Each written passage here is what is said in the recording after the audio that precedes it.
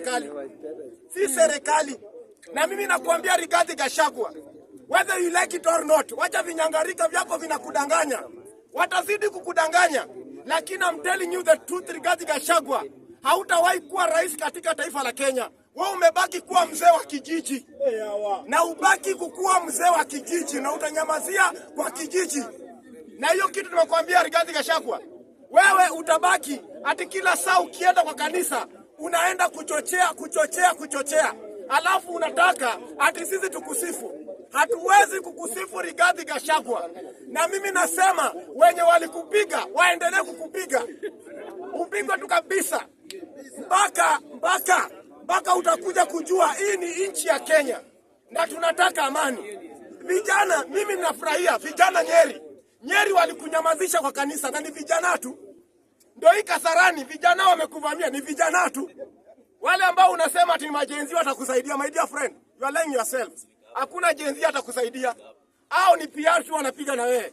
Itakuwa inafika siku ya kupiga kura. Wengine watakuwa wanavuta bangi, wengine watakuwa nakula mogoka, wengine watakuwa nakunywa moratina, wengine watakuwa na bros kwa TikTok. Na hiyo mimi nakusikudanganya. Kwa hivyo mimi nakwambia hivi, Mheshimiwa Rigathi Gachagua, enda utoe mtoto wa ndugu yako mwenye umemfunga miaka 30 ndio useme unaweza ongoza wa Kenya makabila 50. Wenda utoe mtoto wa ndugu yako. Sio unakuja kusema hapa Rigathi Gachagua unaweza saidia nani? Hakuna. Rigathi Gachagua anakuja kudanganya wa Kenya ati Ruto alimuitisha bilioni ati bilioni 10. Wacha nikuambie Rigathi Gachagua bwana. Hii mchezo unajaribu kutuchezea kama wa Kenya. Hii wakati tumeamuka na tunaona mbele. Na tunasema tunakurudisha madhara, tutakunyamazisha ndani ya boma lako. Tutakunyamazisha hapo ndani. Na hiyo ndo home arrest tutakufanyia, chenye tutakuachia ni choo ya kuku peke yake. Na hiyo ndo iko. Kwa hivyo mimi nasema hivi, Mheshimiwa Rais, waachia vijana kazi kwa Rigathi Gachagua. Hata usiongee.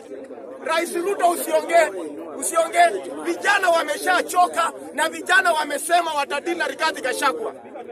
Ingine nikiongea hata niseme hivi. Mimi ninashangaa sana na wengine wanasema ati ODM imeleta umasikini Nyanza, imeleta umasikini Uluani. Hawa ni wenye wamenunuliwa pesa, wanawekewa pesa kwenye masimu zao wakuja waharibia Mheshimiwa Raila Amolo Odinga China. Na mimi nasema nyinyi vijana, ODM itadili na nyinyi. Munapatiwa pesa mkuje muharibie Raila China. Munatumia jina Raila kutengeneza pesa. Munatumia jina Raila kujiuza. Hata hamuna aibu. Hata suruali za ndani hamjui kufua. Na munakuja kutukana hapa Raila. Vijana wenye wamezaliwa juzi. Hata wewe usijui Raila atakuita aje. Siasa yako imekuwa tutumie Raila. Mimi nasema hivi, Mheshimiwa Raila Amolo Odinga, yeye hajasema wacha nikwambie, mumeanza kuharibu China. Hakuna vile Raila atapigana na Ruto.